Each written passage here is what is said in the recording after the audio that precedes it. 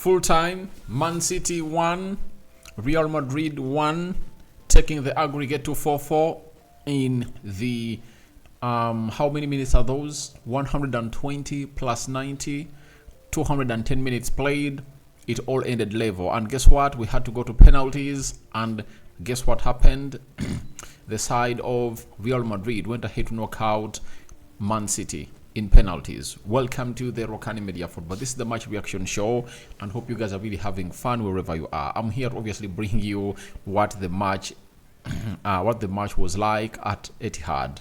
It was a goal coming in through from Rodrigo in the first half.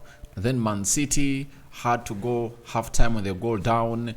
It needed a trickery coming in through from the man himself, that is Jeremy Doku, who came off the bench to obviously kill off that chance. And then it went ahead to find the man known as Kevin De Bruyne, and Kevin De Bruyne went ahead to bury that ball in the back of the net. Man City were really closed down by the side of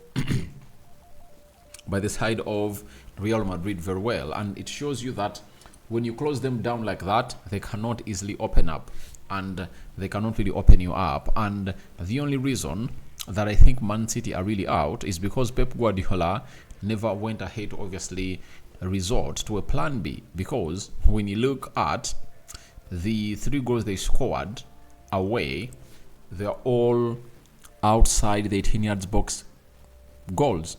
The first one of Bernardo Silva, the second one of Phil Foden, the third one of Josko Vadio.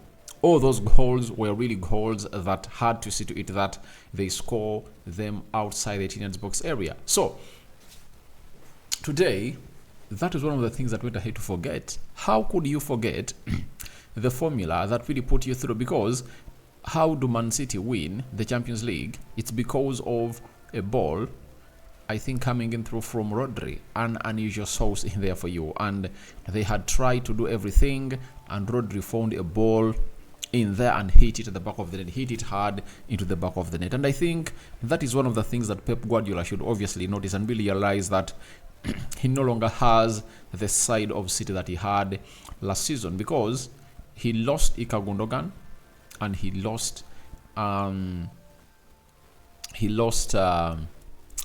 this Algerian guy who used to play as the right attacking midfielder for Man City, Riyad Mahrez. He lost him. And when you look at that game, you really believe that if they had a player in the quality or in the shape of Ika Gundogan and Riyad Mahrez, they win it, because Man City never had their outlet. Both of their outlets really delivering. That outlet of Phil Foden was really lacking, and I tell you, Phil Foden is one of those players that you would love to get his best when he's playing in the middle of the park, but outside the area, he delivers, but not as much as he delivers when he's playing centrally. And I tell you, Man City has been knocked out. Remember what was on the lips of every person? The first manager to defend the treble.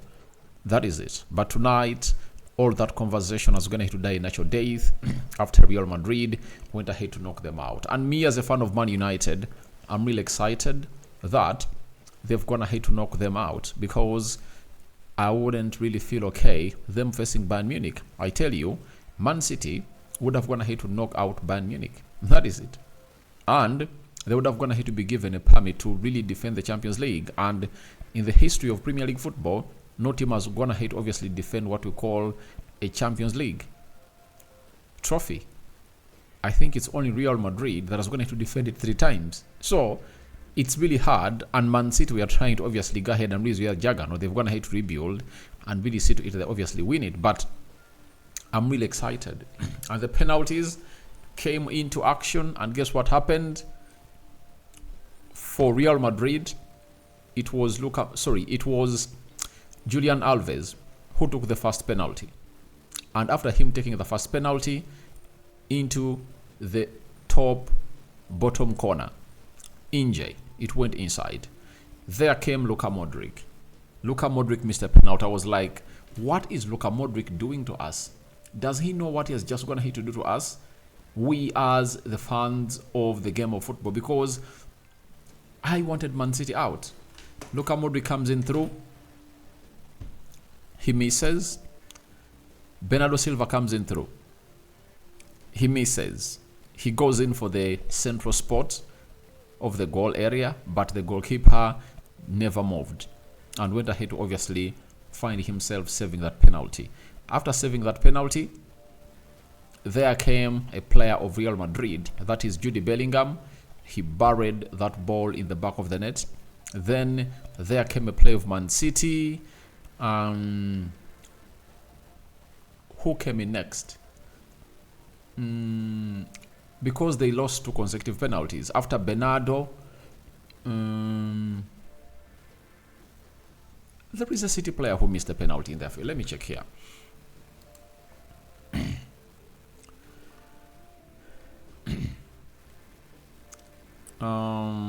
Kovacic came in through. He missed. Then Lucas Vasquez came in through. He scored. Phil Foden scored. And then Nacho came in through and converted the penalty. Then Ederson converted it. And I was really shocked when I saw the manager of Real Madrid putting there Rudiger to take the last penalty. I was like, does he really know what he's really going to do to us? You know? He had the chance to really score a penalty and was like, no way, let this guy take it. But fortunately, the post forced that ball into the back of the net. But it looked like it was going to go out. And we know how Rudiger is when it comes to really taking penalties. But it shows you that to put him on that list, he had gonna hit obviously do well in the training session of penalties. But for me, I'm really excited. I'm excited.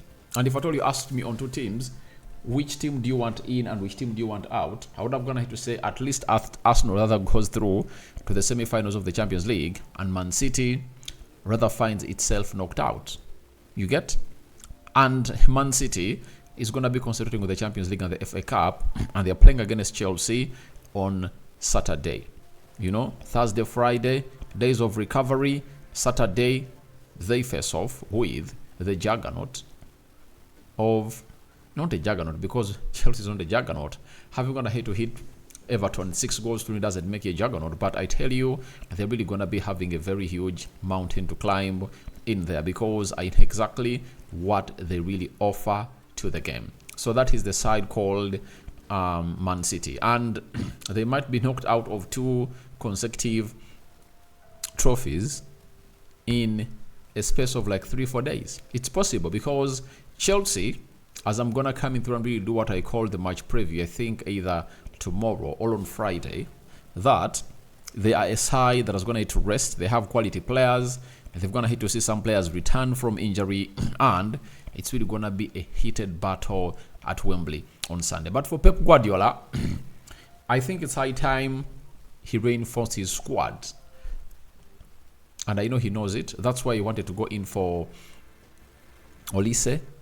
And Crystal Palace were not in the mode of selling the player, because you add Olise into that side of City, you really see a different City altogether. And they need to recruit another midfielder. That's why they want Douglas Luiz, because they believe Douglas Luiz has all the qualities of Ilkay Gundogan. And this season, he's really doing fine. 10 goals and close to 9 assists in his game. He's really having a very, very magnificent game as a player for Aston Villa. So, Man City now have to show us that their heads are not going to hit to go down with their reaction against Chelsea. Chelsea is coming to this game of football with a very huge hype, scoring 6 past Everton. How many are they going to really face off with the side of Man City? So let's go into the match stats for the 120 minutes and see how that game of football really went ahead to happen. But Ancelotti just went ahead to eliminate Pep Guardiola out of the Champions League. A game of football that really went ahead to get enjoyed by very many. 33 shots by Man City, 8 shots by Real Madrid, 9 shots on target by Man City. Real Madrid had 3 shots, meaning that Madrid really defended very well. 68% ball possession by Man City. Real Madrid had 32% ball possession, 919 passes completed by Man City, 458 passes completed by Real Madrid.